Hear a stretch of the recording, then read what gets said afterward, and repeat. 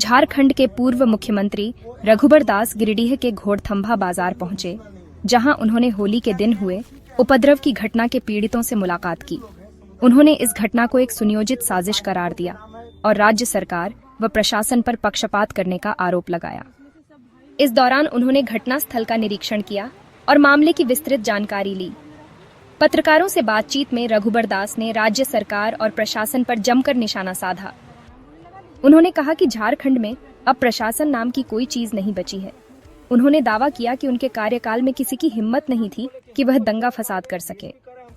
उन्होंने कहा कि घोड़थंभा की घटना एक सोची समझी साजिश का हिस्सा है और इस पर निष्पक्ष जांच होनी चाहिए। रघुबर दास ने सरकार और प्रशासन से मांग की कि जो भी दोषी हो, चाहे वह किसी भी समुदाय से हो, उस पर कड़ी कार्रवाई की जाए। उन्होंने कहा कि सिर्फ संख्या संतुलन बनाने के लिए 10 हिंदू और 10 मुस्लिम को गिरफ्तार कर जेल नहीं भेजा जाना चाहिए।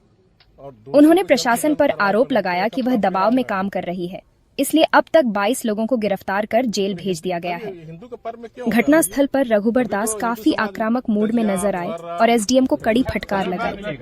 उन्होंने सवाल किया कि जब मस्जिद से बोतल और पत्थर फेंके जा रहे थे तो पुलिस प्रशासन क्या कर रही थी। उन्होंने यह भी पूछा कि स्पेशल ब्रांच और थानेदार इस मामले में पहले से सतर्क क्यों नहीं थे।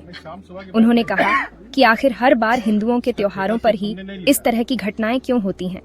उन्होंने फोन पर डीजीपी और एसपी विमल कुमार से भी बात की और बेगुनाहों को जेल नहीं भेजे जाने की बात कही।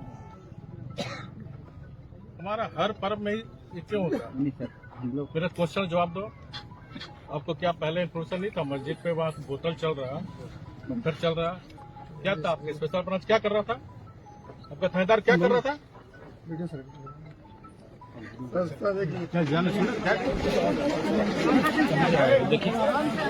इसमें कहीं हम तो हिंदू समाज नहीं बोलता है कि इधर से मत जाओ उधर से मत जाओ। रोड किसी का बाप का नहीं है ना।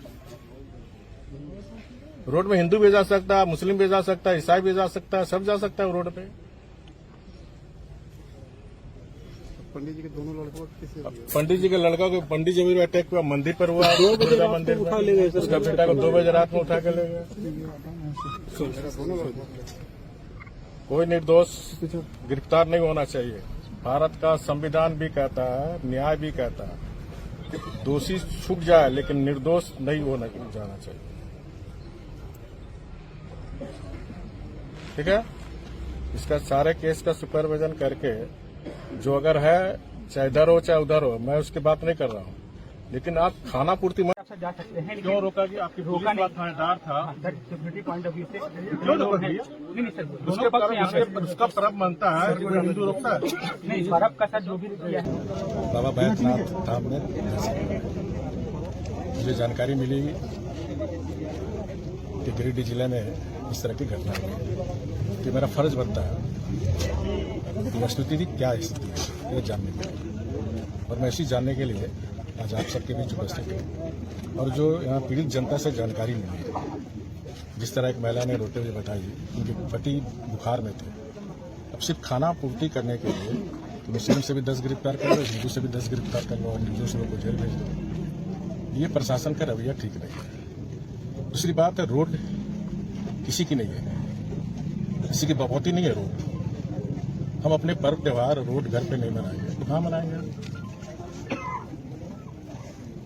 और सद्भाव का ठेका सिर्फ हिंदू समाज लेकर नहीं रखा।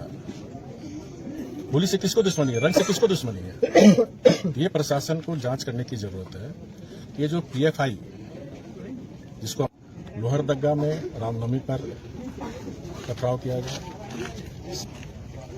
यूसीसी के लोग जुलूस निकाले थे, उस पर मुस्लिम समाज के द्वारा पथराव हुआ, उसमें एक प्रजापति नाम की हत्या हुई। बोकारो के बेरमो में रामनवमी के जुलूस को देखने वाले लोग पर पथराव हुआ। रांची के सरहुल पर्व, जो हमारा आदिवासी समाज का जो सरहुल पर्व है, रांची के आदिवासी गांव में से मुस्लिम के तरफ ना जाए, उसके लिए मुस्लिम समाज ने विरोध नहीं किया और उस सरहुल को जुलूस नहीं जाने दिया। तो जब जब इस राज्य में वोट बैंक की राजनीति करने वाले राजनीतिक दल कांग्रेस जेएमएम आरजेडी की सरकार बनती है, तब तक हिंदू के पर्व त्योहार पर इस तरह का हमला होता है। और सरकार में बैठे लोग सिर्फ वोट बैंक हमारा खराब ना हो तो हिंदू पर डराने का काम, धमकाने का काम, ये बर्दाश्त करने लायक बात नहीं है। और मैं प्रशासन को कहूंगा कि पक्ष और विपक्ष आपको निष्पक्ष होकर जो भी दोषी है उस पर कार्रवाई होनी चाहिए।